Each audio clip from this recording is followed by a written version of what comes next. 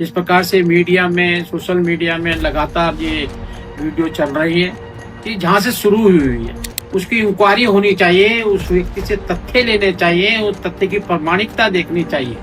अंकिता भंडारी मामले में ये बयान सबसे बड़ा है क्योंकि ये है बीजेपी के वरिष्ठ नेता दुष्यंत कुमार गौतम, और दुष्यंत कुमार गौतम को आखिरकार उस वीवीआईपी के नाम पर बीते कई दिनों से सोशल मीडिया पर घसीटा जा रहा था और उसके बाद अब उनकी सफाई सामने आई। जिस तरह से पूर्व विधायक की कथित पत्नी लगातार इस पूरे मामले की नई नई फाइल निकाल रही, जिनके बाद उत्तराखंड में चर्चा शुरू हो गई है कि उर्मिला, जिस तरह से उर्मिला फाइल्स लगातार खोल रही हैं, उससे बीजेपी का संगठन और सरकार उत्तराखंड की लगातार कटघरे में खड़ी हुई और इसीलिए अंकिता भंडारी मामले में उसे जवाब नहीं सूझ रहा है। लेकिन दुष्यंत कुमार खुद सामने आए और उन्होंने स्पष्ट कह दिया है कि मेरे राजनीतिक जीवन में 43 साल में किसी ने एक बार भी कोई आरोप नहीं लगाया और मेरी बेटी जैसी उस लड़की के बारे में लांछन लगाया जा रहा है। अगर किसी के पास कोई सबूत है तो वो सामने लेकर के आए, वरना कार्रवाई के लिए तैयार रहे और कानूनी कार्रवाई के साथ साथ इस पूरे मामले की जांच की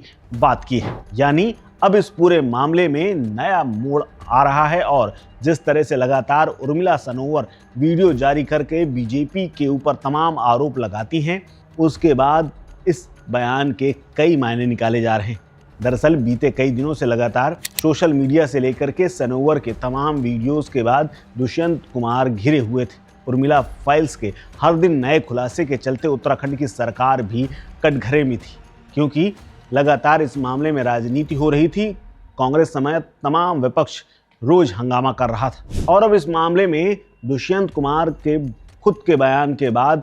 मुख्यमंत्री पुष्कर सिंह धामी ने भी राहत की सांस ली होगी क्योंकि पूर्व विधायक सुरेश राठौर के कथित ऑडियो को सुनवा करके लगातार सनोवर बीजेपी के तमाम वरिष्ठ नेताओं पर निशाना साधती थी और इसीलिए उत्तराखंड में अंकिता का मामला चर्चा में था। हालांकि इस पूरे मामले में यानी अंकिता के आरोपियों को मई के महीने में उम्र कैद की सजा हो चुकी है और ये माना जा रहा था कि अंकिता हत्याकांड का पूरा घटनाक्रम अब समाप्त हो गया। लेकिन जिस तरह से उर्मिला लगातार बीजेपी नेताओं के ऑडियो जारी करके सियासत को गरमाए हुई थी, सनसनी फैला रही थी, उस पर अब ये बयान बेहद अहम था। क्या कुछ कहा है